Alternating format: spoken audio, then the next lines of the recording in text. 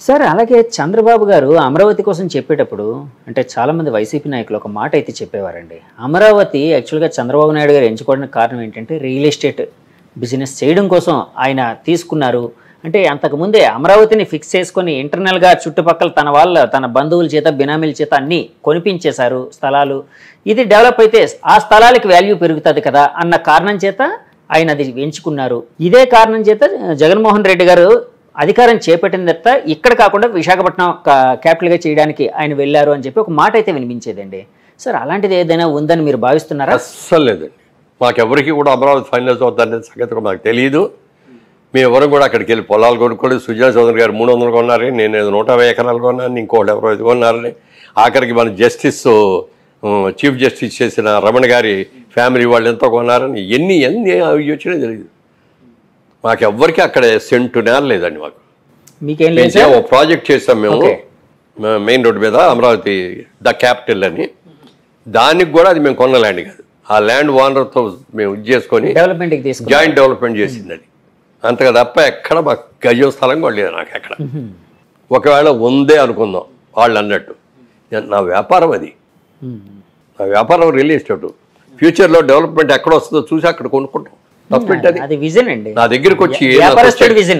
దగ్గరకు వచ్చే కస్టమర్కి బెనిఫిట్ పెరగాలి అంటే ఒక అభివృద్ధి ప్రదేశంలో నేను కట్టాను అనుకోండి, వాళ్ళ కొనుక్కున్న వాళ్ళందరికీ 1-4 రెట్లు పెరుగుతాయి కదా, వాళ్ళందరూ బెనిఫిట్ అవ్వాలి కదా.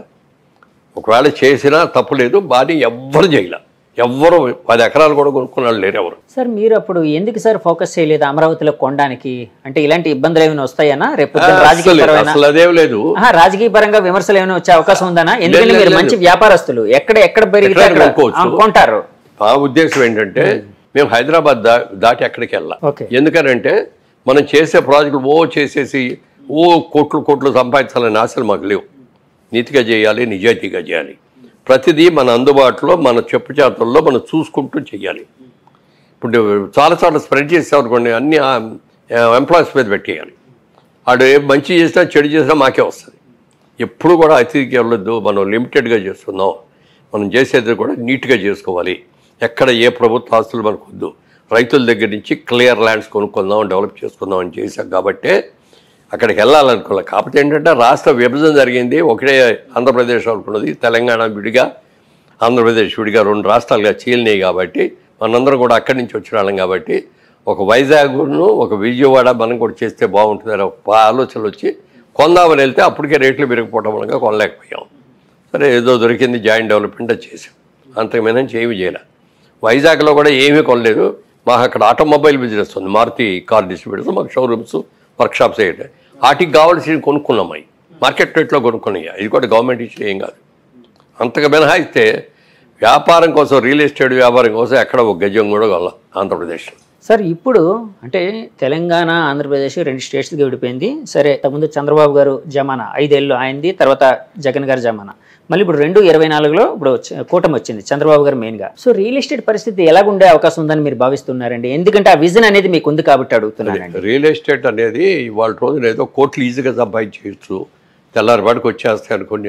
చాలామంది వచ్చారు, చాలామంది చేశారు, చాలా తప్పులు చేస్తారు కొంతమంది. దాని మూలంగా చాలా ఇబ్బందులు కూడా వస్తాయి. రియల్ ఎస్టేట్ ఇక్కడ హైదరాబాద్ వరకు చూసుకుంటే ఇవాళ డిమాండ్ కంటే సప్లై ఎక్కువ ఉంది. వాళ్ళు సప్లై ఎక్కువ వచ్చేప్పుడు అవసరానికి 100 బిల్డింగ్లు కావాలనుకోండి, 200 బిల్డింగ్లు కడితే ఏమవుద్ది? అలా ఓవర్గా కన్స్ట్రక్షన్ చేసేస్తున్నాం ఇక్కడ అందరం. ఓకే, ఓవర్ఫ్లో అనేది ఎక్కువైపోయిందండి. ఎక్కువైపోయింది. ఆంధ్రప్రదేశ్లో ఎలా ఉండబోతుంది? ఆంధ్రప్రదేశ్లో ఇప్పుడే కాబట్టి రాబోయే ఏళ్ళలో చంద్రబాబు నాయుడు గారి హయాంలో చాలా బాగా జరుగుతుంది. కాబట్టి వెళ్ళి కొనుక్కుంటారు, కొనుక్కునే వాళ్ళందరూ కొనుక్కోవచ్చు. ఎందుకంటే ఆ మధ్య అది ఒక్క క్యాపిటల్లో అమరావతిలోనే కొనక్కర్లా, మీ ఇష్టం. మీరు చెప్పిన టౌన్, ఎనీ టౌన్ కొనండి, రాష్ట్ర విభజన అభ్యంతరం వస్తుంది. ల్యాండ్ నమ్ముకొని ల్యాండ్ మీద పెట్టి ఇన్వెస్ట్ చేసిన వాళ్ళకి అందరికీ మంచిగా జరుగుతుంది తప్ప ఎవరూ నష్టపడు. అంటే 2019 నుంచి 2024 వరకు జగన్మోహన్ రెడ్డి గారి పరిపాలనలో విశాఖపట్నం కావచ్చు, ఇంకా చాలా చోట్ల కావచ్చు, ఆంధ్రప్రదేశ్లో రియల్ ఎస్టేట్ రంగం కుదేలైపోయింది, దెబ్బతిందని రకరకాల వాదనలు అయితే, మాటలు అయితే వినిపించాయండి. సో ఒకవేళ అదే నిజమని అనుకుంటే, అంటే నేను నిజమో కాదని చెప్పట్లేదండి, నేను కన్ఫైన్ చేయట్లేదు, నేను జడ్జిమెంట్లుగా ఏం చెప్పట్లేదు. ఒకవేళ అదే నిజం అనుకుంటే చంద్రబాబు గారు వచ్చిన తర్వాత అది ఏ విధంగా పెరిగే అవకాశం ఉందని మీరు భావిస్తున్నారు? డెఫినెట్గా క్యాపిటల్ పెరిగినప్పుడు ఆటోమేటిక్గా పెరుగుతుంది కదండి. కొత్త ఇండస్ట్రీస్ వచ్చినప్పుడు ఆటోమేటిక్గా పెరుగుతుంది కదా. కొత్త ఇన్స్టిట్యూషన్స్ వచ్చినప్పుడు కొత్తగా పెరిగితే కదా. మరి అందరి మంది మంచి మంచి కాలేజెస్ వచ్చిన తర్వాత మన పిల్లలందరూ బ్రహ్మాండంగా చదువుకుంటారు కదా. వాళ్ళందరూ ఉద్యోగాలు చేయడానికి కావాల్సిన వసతులన్నీ ఇక్కడే దొరుకుతాయి కదా. అట్లా జరిగినప్పుడు పెరగకుండా ఎట్లా ఉంటుంది, విపరీతంగా పెరుగుద్ది. ఆయన దీన్ని అమరావతిని ఒక ఇంటర్నేషనల్ సిటీ లాగా చేద్దామనే ఆలోచనలో ఉన్నారు. ఓకే, డెఫినెట్గా చాలా బాగుంటుంది సార్. అమరావతి విషయం అంటే ఒక మాట గుర్తొచ్చింది సార్. అప్పట్లోనే అమరావతి ప్రకటించిన వెంటనే చుట్టుపక్కల ల్యాండ్స్ వాల్యూ విపరీతంగా పెరిగిపోయింది. అప్పటి వరకు 10 లక్షల ఎకరా ఉండే ల్యాండ్ 10-20 లక్షలు ఉండేది, 2 కోట్ల వరకు వెళ్ళిన దాఖలాలు అయితే ఉన్నాయండి చాలా. అంటే ఆ ఎప్రిషియేషన్ అనేది ఎగ్జాగరేషన్ స్టేట్కి వచ్చిందని భావించచ్చా, ఇంకా పెరిగే అవకాశం ఉందని భావించచ్చా? అది ఇప్పుడు ఏం చెప్పలేదు కానీ డెఫినెట్గా పెరిగే అవకాశం ఉందా సార్? అక్కడ తొందరపడి వెళ్ళి చేసాం, అక్కడ ప్రాజెక్ట్ చేసాం.